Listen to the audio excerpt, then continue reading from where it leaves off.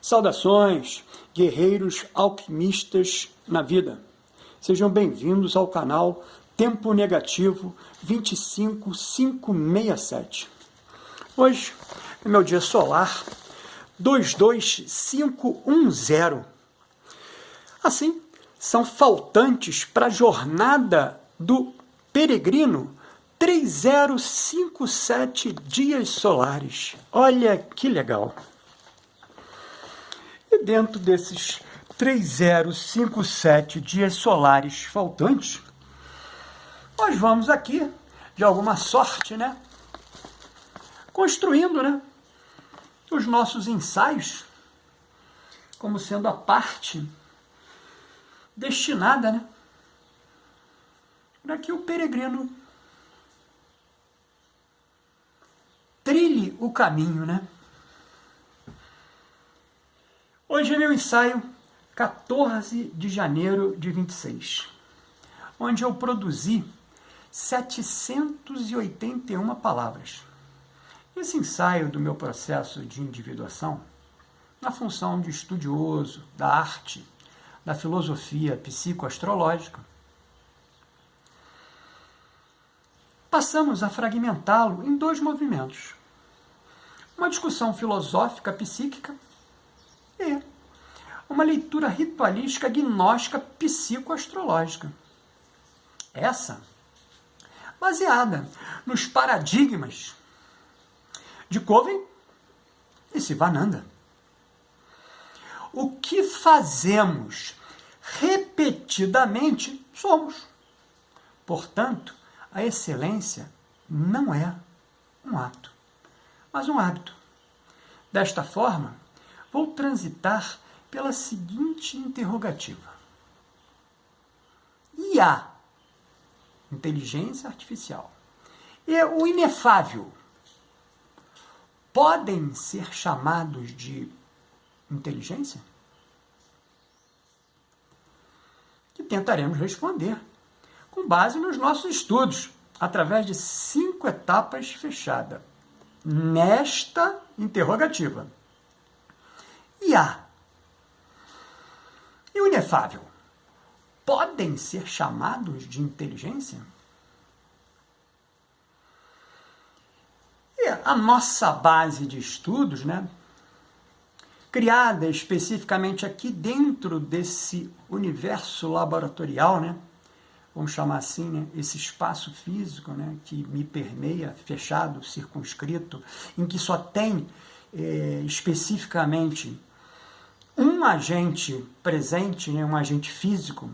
E esse agente físico é o peregrino que vos fala, exatamente porque eu não, hoje, aos 22.510 dias solares, não tenho mais nenhum tipo, vamos dizer assim, de afinidade da convivência com o externo. Está bastante difícil a convivência com o externo. Então, a estrutura laboratorial alquímica, circunscrita, onde esse peregrino transita, e rege aqui os seus movimentos, como os ensaios, é especificamente uma gratidão muito grande que eu tenho, para com o universo, por eu poder, nesse momento, estar fazendo exatamente algo que eu me sinto bem em fazer, número 1.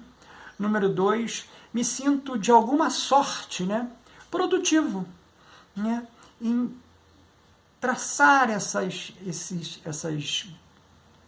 palavras, que para mim elas são primeiramente pensadas e depois escritas, e aí sim verbalizadas, exatamente dentro de uma tripartição, que eu imagino, como o triburti hinduístico, ou seja, Vishnu, Brahma e Shiva, E aí, cada um deles lá dentro do hinduísmo, com as suas funções específicas, e aqui dentro, dentro do microcosmo, aqui na estrutura física laboratorial alquímica, entre esses 3 movimentos, criação, manutenção e destruição, que a gente também faz destruição aqui, igual o Shiva, A gente também faz destruição. E muitas das vezes a destruição a gente nem intenciona realmente, mas ela é tão, vamos dizer assim, amalgamada dentro do processo, né, que parece brincadeira, né, mas só a nível de comentário, né,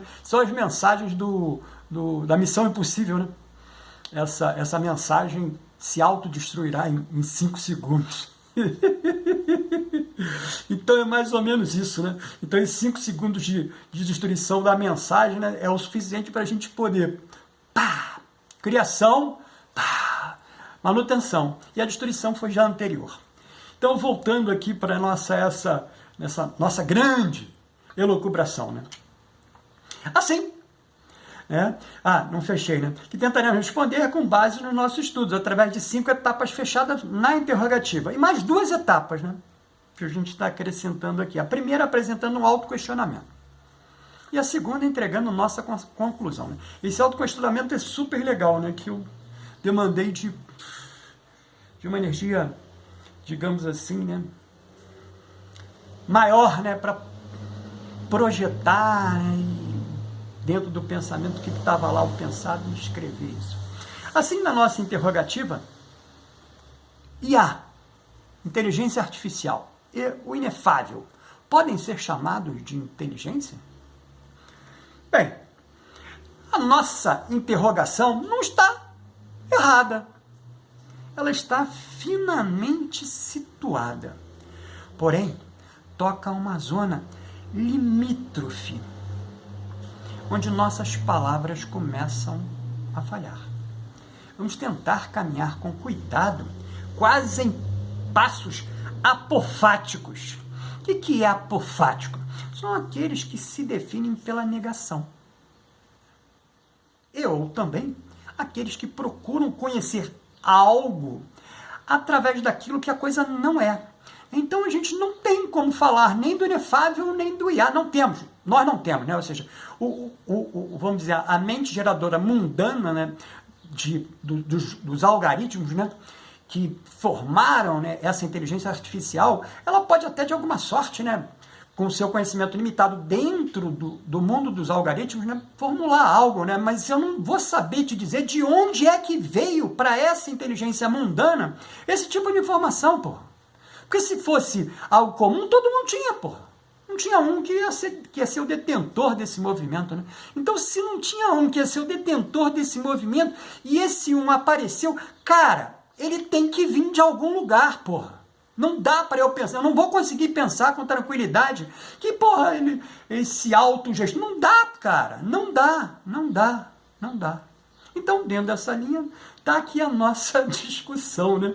E a gente vai fazer o apofático, né? Que é exatamente, vamos discutir por negação. Não vamos discutir por afirmação, porque a gente não conhece, porra. Então vamos negar. E assim vamos. Primeira etapa. Ambos. A inteligência artificial e o inefável pode, sim, ser chamado de inteligência, né?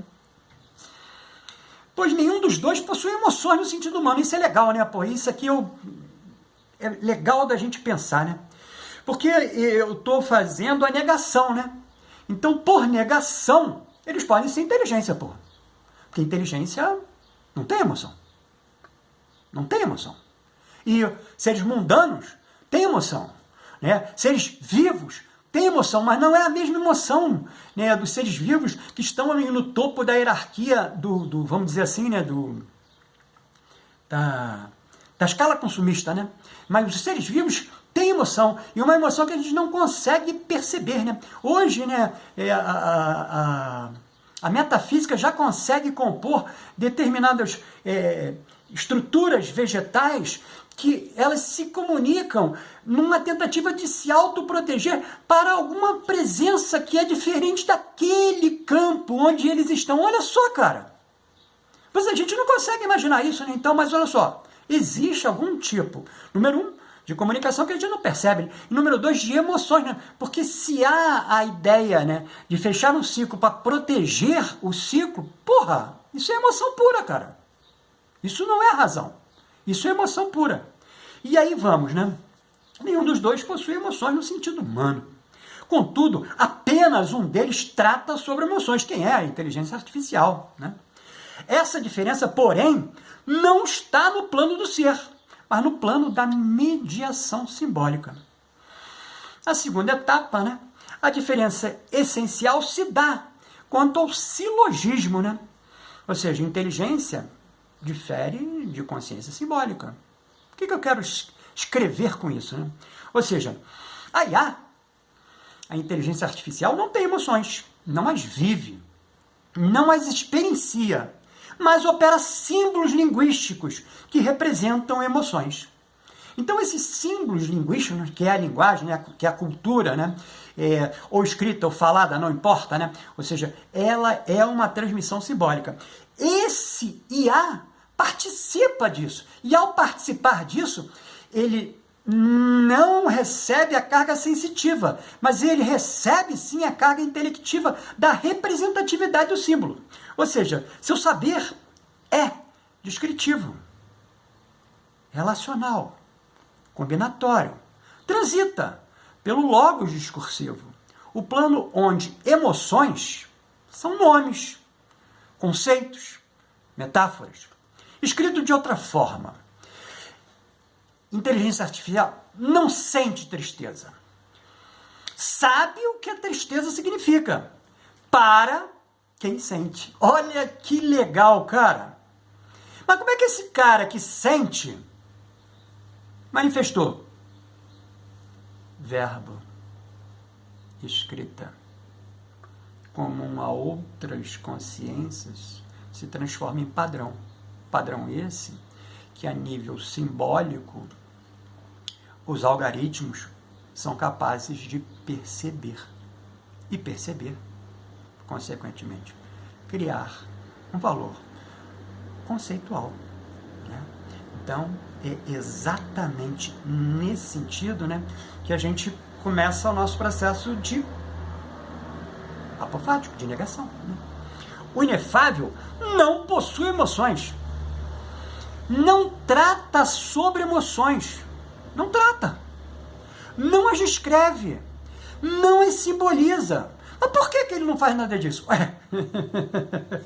Porque o inefável não opera no plano simbólico. Ele não descreve, ele é. Então calma aí, pô. Então se ele é, quem é que descreve? Quem é que opera no plano simbólico? Cara, nós vamos trazer um monte de discussão que não, já foi colocado em outros movimentos aqui dentro do canal, né? Da gente pensar isso, né? Mas obrigatoriamente o que a gente tem que pensar nesse movimento é que se somente ele, dentro de uma linguagem extremamente pueril, é, tudo que não é ele, não é, porra. Não é. Mas se não é, como está? Está nesse sentido aqui, né? Porque a gente criou um mecanismo, né? Como a própria IA, né? De mapear inteligisticamente e materialmente também falando, né? Porque tudo que nos circunda nesse mundo material é de matéria. Ué, mas se é de matéria, e essa matéria foi pensada, ela não é, ela só existe, como é que nós somos capazes, pô, de perceber? Ué, porque nós somos ela, porra! Nós somos ela! Só que uma outra roupagem. Então fica fácil, né? Supostamente de perceber, de criar aí os elementos, né? do ratio, né? Para entender, para pensar isso, né? Então é somente dessa forma, cara. Somente dessa forma. E, ou seja, nos sistemas eônicos, né? Que, pô, eu também já caminhei aqui para pensar tudo isso, né? Tanto gnóstico como neoplatônico, como os herméticos, emoção implica alteração. Alteração implica movimento. Movimento implica deficiência ou plenitude sucessiva. Logo, incompatível com o pleroma. Por isso, nenhum El possui emoção. Apenas inteligência, forma, medida, ordem, emissão.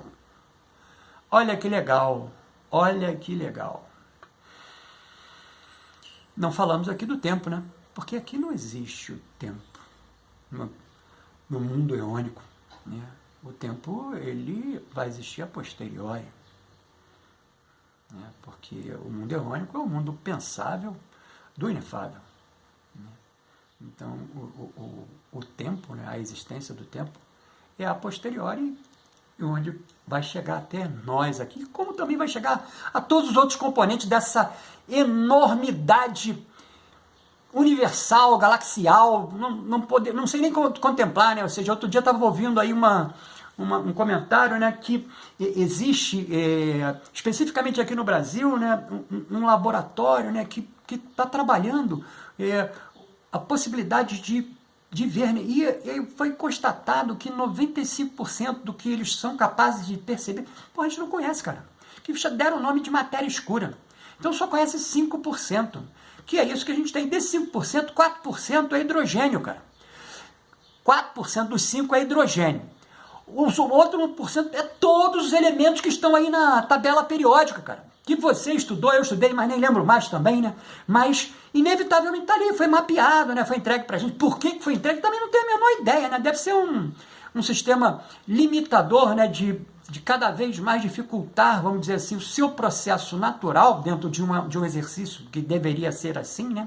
De conhecimento, mas não é, né? Ou seja, o mundano, ele é limitativo, né?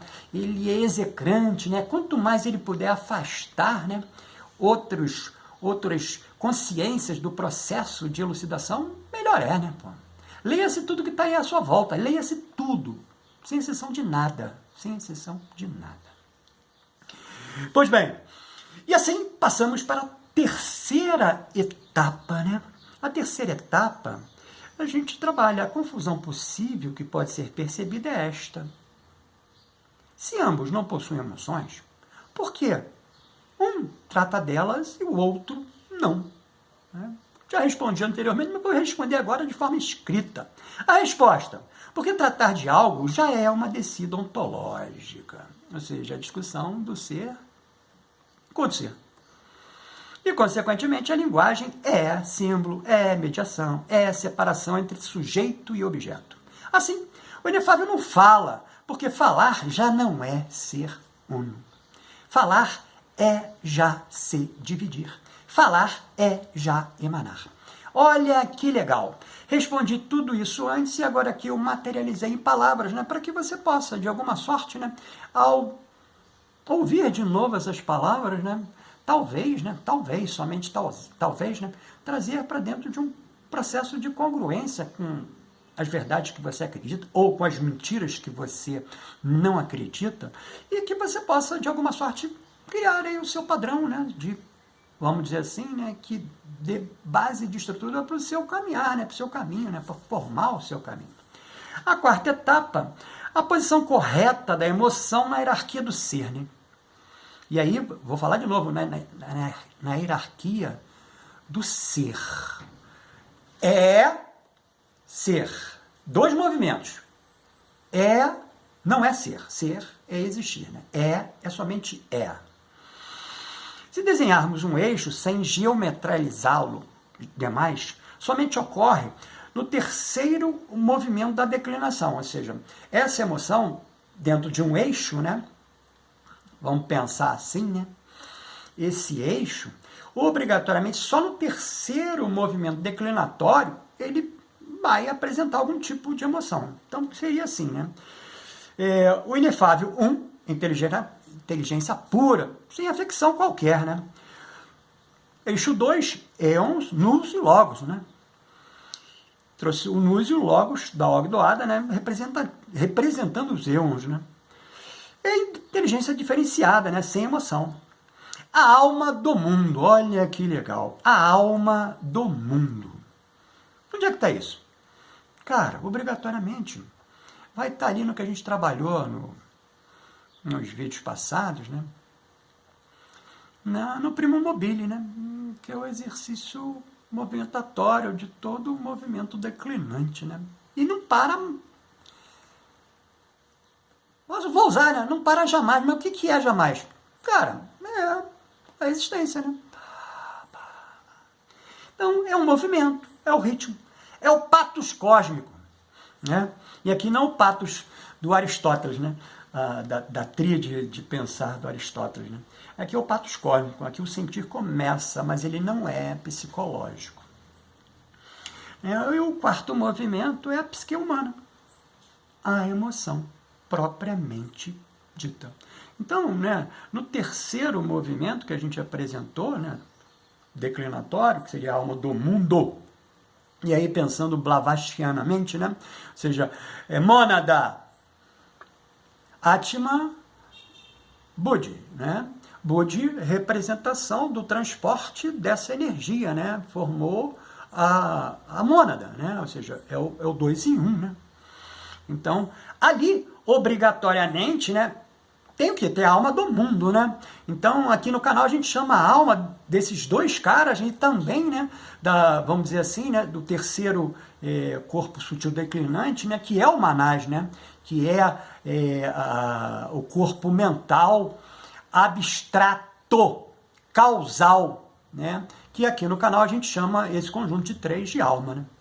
Então, e aí já seria, de alguma sorte, né, uma alma já representativa dentro do processo da roda de Sansara, né?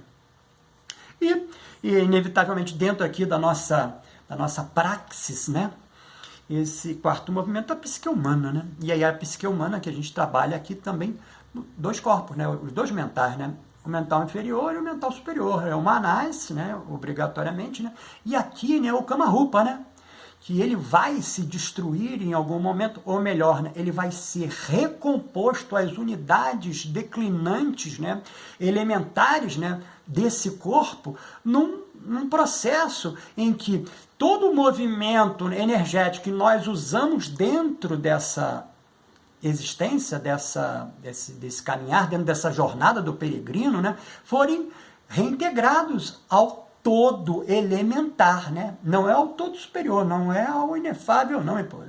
Traz para cá só, né? É ali de baixo, né? Só mesmo do primo mobile para baixo, onde está o movimento, né? Então, a psique humana é a emoção propriamente dita, né? A emoção não pertence ao alto. A emoção não pertence ao um. A emoção é sinal de encarnação e tempo, né? A quinta etapa. Por que fazemos a percepção disso somente agora, né? Tinha que trazer isso, né? Porque somente agora eu estou fazendo essa... Cara, porque o nosso filosofar está atravessando uma fronteira importante. Não confundimos mais símbolo com realidade. Mas também não desprezamos o símbolo. Isso é típico daqueles que começam a sair do pensamento meramente conceitual, sem cair no mutismo místico prematuro. Trata-se de uma posição rara e madura, sem nenhum tipo de excelência que a gente entende obrigatoriamente que seria, né, uma transformação dos estágios de consciência que a Blavatsky trabalha, né, que são estágios que depois que você conhece, consegue perceber, você entende, né, que obrigatoriamente, né, a chegada ao sexto estágio de consciência, né, elevada, é algo já... Eu, particularmente, acredito que eu esteja nesse momento nele, né? E com centenas de milhões de dúvidas naturais, efetivamente, né? Do movimento, né? Mas eu já consigo perceber especificamente a ideia que acabei de trabalhar aqui, né? Ou seja, o que é real e o que é simbólico. Então, aqui, né, é pequenininho o espaço, mas, cara, de uma profundidade, ele é pequeno em extensão, mas extremamente profundo, né? Então não dá para você saltar, cara. Então você tem que fazer aquilo ali, fazer o que o Nietzsche fez, né, porra? A noite escura da alma, porra. Você vai descer às maiores profundezas, vai fazer o que o Dante fez, né? Mas o Dante fez de uma forma alegórica, né? Bastante alegórica, influenciada exatamente por um pensamento religioso de época, né? Que é o século XIII, né? Então o Dante tem sim a mágica maravilhosa, que foi a contribuição maior dele, né? Dentro da literatura, né? Que é o sistema métrico dos versos, né? Que ele traz. Pô, mas o assunto, cara, é extremamente, assim, estapafúrdico, né? Então, pô, é legal pra caramba, eu gosto de pensar, eu leio Dante todo dia eu leio, né? Ou seja, a excelência não é um ato, é um hábito, né? Eu leio Dante todo dia. Tem dia que eu tô super feliz com ele, e tem dia que eu tô triste pra cacete, né? E, pô, quero matar o Dante de novo, cara. Apesar de ele, ao escrever, né, a Divina Comédia, ele se imortalizou pra ele mesmo, não é pra ninguém, não, é pra ele mesmo, ele tá imortal, cara. Ele está imortal, né? Ou seja, depois da publicação até, vamos dizer assim, né, o término da energia dele, né, que são aproximadamente 21 anos, né?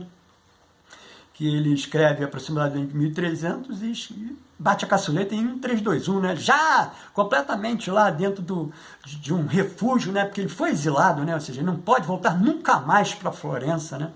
Mas ali ele está imortalizado, porra. Ali é onde? Na Divina Comédia, porra. Está vivo para sempre, eu discuto com ele todo dia. Então vamos lá. A sexta etapa, a nossa conclusão, curta e quase aforística. Nós não estamos elucubrando errado. Estamos elucubrando no limite exato, onde a linguagem ainda alcança. Contudo, já trememos. E eu tremo a pampa, cara. E eu tremo a pampa. Nossa leitura ritualística, gnóstica, psicoastrológica de hoje é regida pelo Senhor do Tempo pessoal, Júpiter, vibralizando a área da vida representada, vibralizando a área da vida representada na casa 11 da mandala elétrica pessoal, ou seja, é a minha mandala elétrica de casa 11, onde Júpiter está vibralizando, mas Júpiter hoje é o Senhor do Tempo pessoal, não é o Senhor do Tempo coletivo, né? Hoje ele é o Senhor do Tempo pessoal. São duas situações diferentes, né? Que eu faço as leituras, né? Ou seja, existe um Senhor do Tempo coletivo para o dia, né? Mas existe um Senhor do Tempo pessoal, que ele está ali comigo, fazendo o processo, inevitavelmente, né, de entrega energética, digamos assim, em maior quantidade, né, que os outros 6, né? Que eles são 7, essas divindades, né? Muito bem. Então está na casa 11 da minha mandala elétrica pessoal e magnetizado pela essência do número quântico 7. Esse para todos nós, é coletivo, né? Ou seja, a datação, né? 14 de janeiro de 2026, a energia, o número quântico, a energia quântica, né, pertinente a esse movimento é do número 7. E aí eu estou falando pensando em Pitágoras, né? Ou seja, todos esses números, né, principalmente, né, do 1 ao 9, né, não estou fazendo hoje decomposições a posteriori, né, apesar de o 11 ser uma representação extremamente válida para esse peregrino que vos fala, né, mas ele não está, digamos assim, dentro dessa numeração quântica, né, digamos, né, ela não se tá, quase que, podemos pensar, né, seria temporal, então seria a ideia do temporal. Pois bem, com irradiação da lua minguante detox branca. Hoje, né? Então, hoje nós estamos na fase da lua minguante detox branca, que vai durar especificamente 4 dias. Cujo ritual, né, dessa lua minguante detox branca está aqui no canal. Especificamente no vídeo Dia Solar 22480, da lunação 761. Né, da minguante detox branca. Se você tiver interesse, né, procura lá, até lá o ritual está lá. E aí, se você tiver interesse, mais uma vez, né, pratica, pô. Tem 4 dias para praticar, pode praticar os 4 dias, pode praticar só um, pode praticar nenhum, pode somente ler. Fica à vontade, pô. O caminho é seu. Frase, né? Não é minha, né? Tá no orbe, né? O caminho é do caminhante, pô. De ninguém mais. Então, ficou interessado nessa verbalização do meu processo de individuação? Então, adquire nossa mais recente produção, o plano prático de autoconhecimento do processo de individuação, num viés junguiano, é claro, que está disponível aqui no WhatsApp informado na descrição desse vídeo. Aproveita e escreve aqui nos comentários sua opinião, mas não esquece de adicionar o WhatsApp, hein? que também estamos disponibilizando em PDF pelo valor simbólico de R$ 11,18, né? Simbologia pura, né? O 3, 1 e o 8, né? O 11. O método terapêutico para a psique, aquele ali, ó, o frontispício dele está lá em cima, que é a nossa primeira grande entrega, né? Transformadora para dentro, né? Do canal, né? E a entrega, né? E simbolicamente, né? Disponibilizada por um valor que não tem uma representação mundana, tem uma representação magnética, né? Então, cada vez que eu entrego um método terapêutico para a psique, cara, eu estou vibrando lá em cima, né? No 3, 1, 8, no 11, né? É por aí. Para, em contexto terapêutico, acompanhar e auxiliar outros guerreiros alquimistas na vida, a lidar com emoções difíceis, traumas e outros desafios emocionais, que vamos juntos buscar o nosso equilíbrio.